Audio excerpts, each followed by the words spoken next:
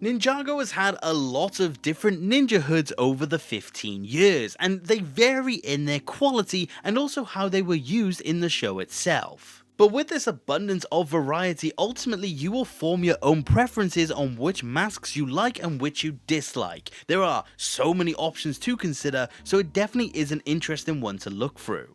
And that is going to be what I do today. I am going to rank every single ninja hood in my own personal opinion from worst to best. The main thing I'm just taking into account is just kind of how much I like it. There are a few factors that go into it, such as does it make the ninja posable? Does it look good on the ninja? Is there variety with the hoods? There are little things to look through, but ultimately that is just my own personal thing that I take a look at when I do think of these hoods. And ultimately, you will probably disagree with me. There are so many to consider, so there's no way we have the exact same list. So let's keep this civil, of course, and I would love to know what your ranking is when it does come to ninja hoods. But let me not waste any more of your time, and let's actually rank all of the ninja hoods from worst to best. I will say, by the way, if I have so happened to have forgotten one of these masks, I am very sorry. But anyways, coming in at the 17th position, and the worst in my opinion, is the scuba mask from Seabound. This is kind of just the worst of the lot. I don't necessarily think it's bad, and circumstantially it is quite good. It's just not really a ninja mask to me. Of course, they look cool on the outfits, but that is kind of just it. You can't really move the head, you can't really do too much in the posability. You have to have that bottom piece, which makes it a lot more inconvenient. So the thing is that it just is a lot of nothing. I don't really have too much to say about it, apart from the fact that it's just kind of the worst of the bunch. But it doesn't mean it's bad, it's just very circumstantial. But it does come in at 17th.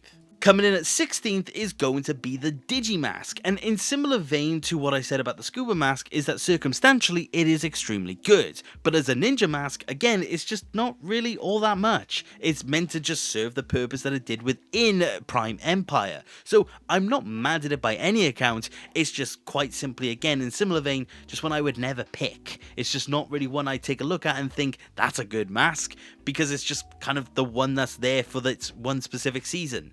So again, it feels a little harsh, but ultimately I just don't really care for it, and that is why it is number 16. Coming in at number 15 is going to be the Forbidden Spinjitzu mask, and again, I feel extremely harsh, but the thing is that it's just another one that is extremely circumstantial. If I want a ninja minifigure, these are pretty cool for what they need to do, but again, I wouldn't be picking it for its hood. It's a really cool concept and I love the design of it, but that again is quite basically it. There's not really too much more to go off of apart from that. So again, if I look at it in a vacuum, I really do appreciate it, but I'm just not picking it above any of the other outfits. It is a massive shame, and I do honestly feel bad for doing it, but I don't really know what else to tell you. It's just not really a mask that I even think of too much. So that is why it's number 15.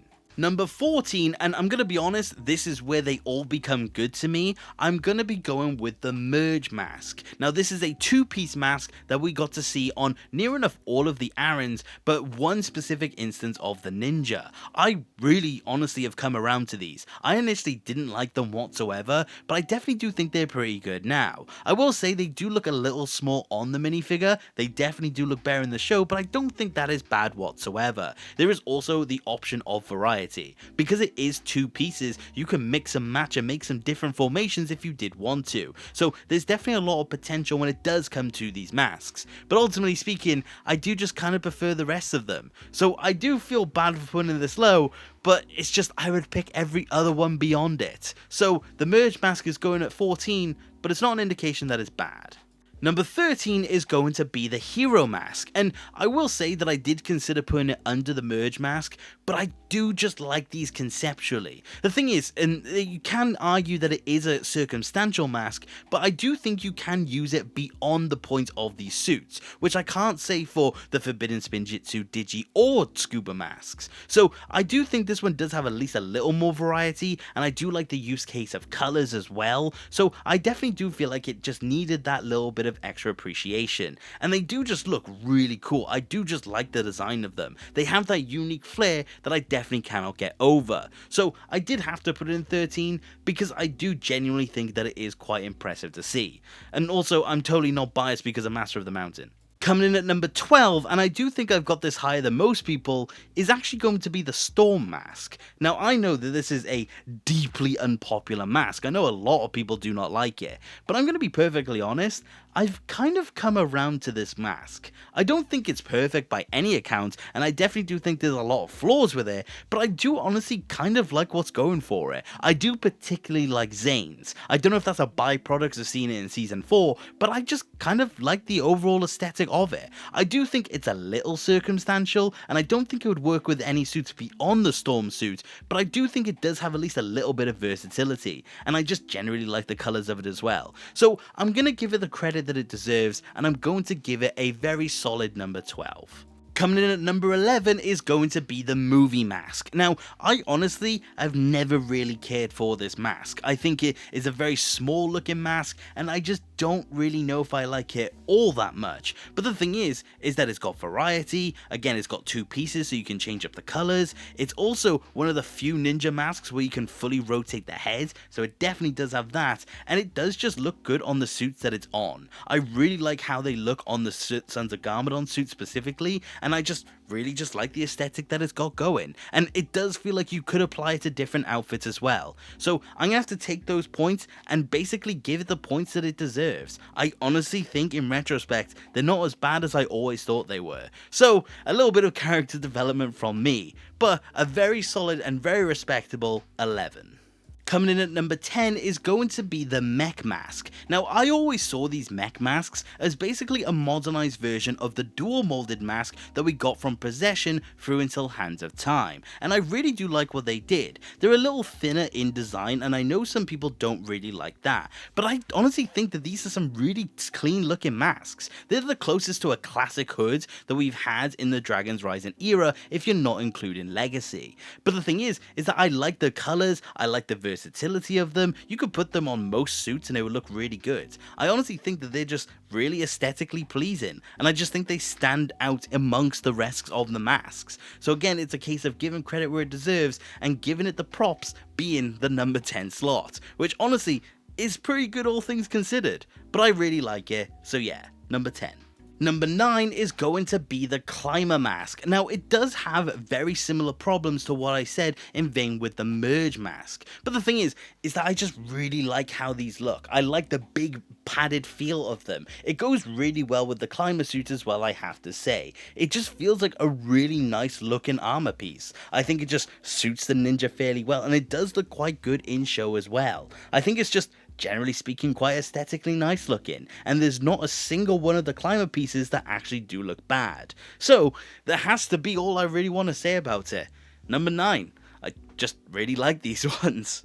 Number 8 is going to be the 90s Ninja Hood. Now, we've only seen this a few times over the course of Ninjago, and not really something we get to see anymore, but I do think they're pretty cool. They're also fairly nostalgic, so it is that as well, but they do feel like ninja masks. They feel the most like it in comparison to a lot of the others. A lot of ninja masks feel very modernized, but this one just has that very classic feel that I do like. It does also suit the outfits that it does go on, so there is bonus points for that as well. It just feels like one of those masks that are just kind of treasured. They feel special in a very weird sense. So I have to again give it the credit. I can't wait for the comments about me using this phrase, but the thing is that it does just feel like the right way to put it. I just really like the 90s hood, and I wonder if anyone likes it as much as I do. Number 7 is going to be going to the newest of the ninja hoods, and that is the Dragon Mask from Season 4. I really like what they've got going here. I do think they work in the specific case use of the dragon forms, and I wouldn't consider them as regular ninja hoods, but for what they are, I really do like the aesthetic. I like the fact that they've got the dual color as well. I like how big they feel. They feel really cool to actually see, and they definitely do suit the suits that they actually have with them. So I honestly just generally like their aesthetic. I don't think there's many in the way of problems, and I hope that we get to see them again, and hopefully in different colors as well. So for the newest edition, it definitely did do well, and yeah, number 7. Number 6 is going to be the ZX hood, and the original one at that. This one is an iconic one, and we've definitely seen variants of it over the course of time. We've seen it with metal crests, we've seen it plain, we've seen it with elemental symbols. We've got a lot of versions of this one, and I definitely really like it. Honestly, it's on some of the best outfits we've ever seen, and you definitely have to give it the props for that as well. It just suits near enough every suit that we've seen it on, and we got it for a very long time. It got replaced by obviously a better one because I haven't mentioned it yet, but this one definitely does live in the heart of a lot of Ninjago fans. To this day, people still use these masks and actually replace the new ZX hoods with these old ones, so it definitely does go to show how popular they are. So number 6 is where it goes for me.